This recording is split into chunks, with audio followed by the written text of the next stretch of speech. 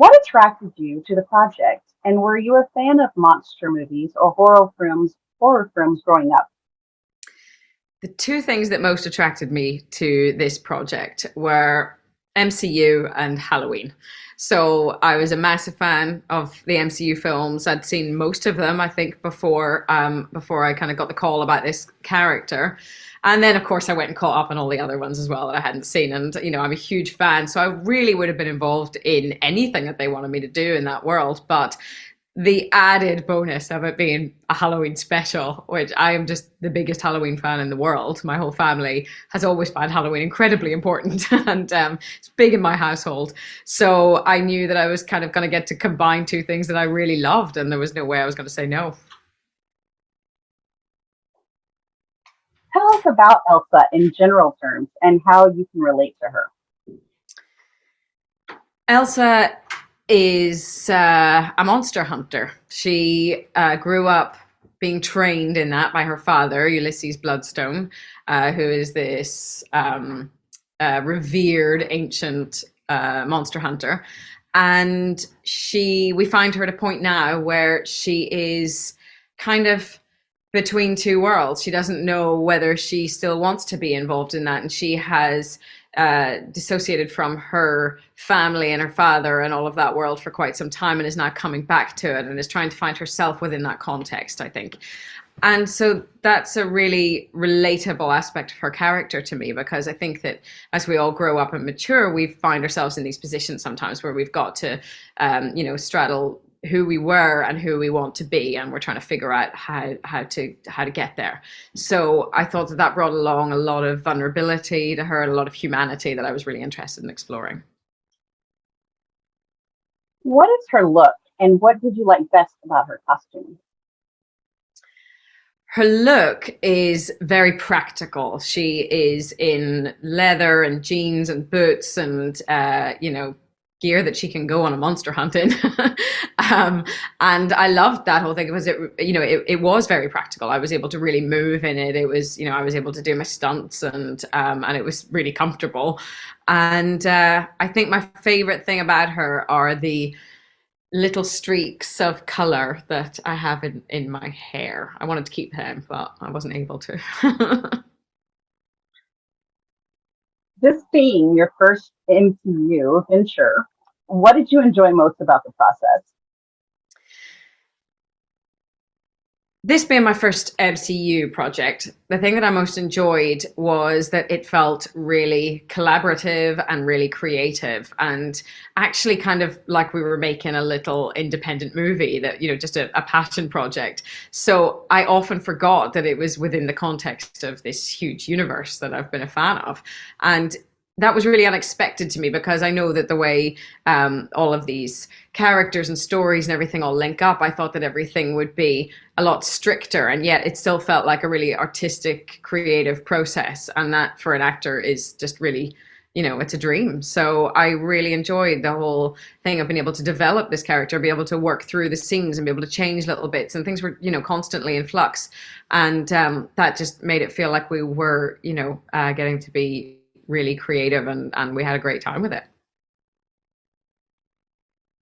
What was it like working with the cast, and what was the tone on set? We had a surprising amount of fun as a cast on that set for something that we were filming that was really quite dark and scary, and we just had a huge number of laughs. I mean, we had a lot of scenes, or good few scenes, where it was all of the cast in together, particularly towards the beginning of the shoot, and so we'd all be there just feeling kind of like we were part of something really special, and we just laughed a lot. Everybody was really lovely to get along with, and I especially adored working with Gael, who plays Jack. We had, I think we developed a really good rapport, and were able to kind of support each other through the scenes. And he's such an amazing actor. So yeah, it was a bit of a dream. What was your experience like working with the director, Michael Giacchino? Michael Giacchino is incredibly special as a director. I think that he was able to bring such a fun and kind of what felt like a low pressure situation to something that I'm sure must have felt very highly pressured. It felt really experimental and really creative and really free. And we were all welcome to collaborate and come with our ideas and come with, what we wanted to bring personally to the project. So I think to be able to create that atmosphere and at the same time produce this tiny, well told, short story, and tell that story so beautifully, and the beats of it is such a skill. And I think that the fact that he has a background as a hugely successful composer really shows in the kind of the musicality and the rhythm that he brings to telling that story really beautifully. I think that it just plays out perfectly, and I think that is specifically because of those skills he has. This was filmed on practically built sets, practical sets, but the way it's worded is weird. What did you think of the set, and which one impressed you most? The fact that we were going to get to be on practically built sets was a really big attraction for me in doing the project. It was something that Michael told me about whenever I first had a conversation with him, and he told me that he wanted, like in those old 30s 40s horror movies, he wanted everything to be there and real and tangible. And that was a really big draw for me, because me coming from a theater background means that that's very what I'm used to. I'm used to being able to look actors in the eye. I'm used to be able to touch everything around me, to use the sets.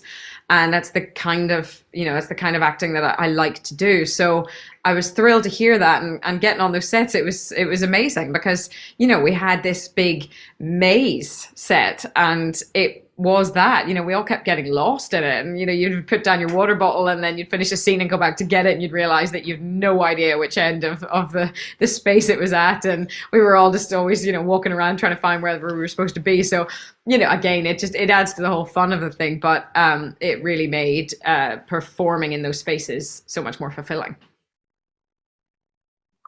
What's in store for viewers when they watch this special?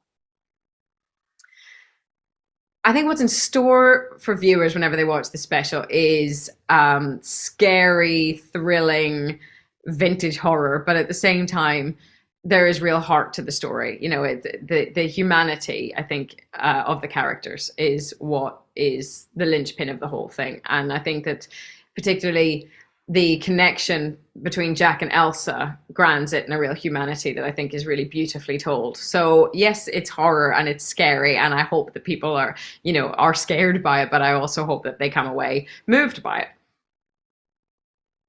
That's great. Thank you so much. Thank you.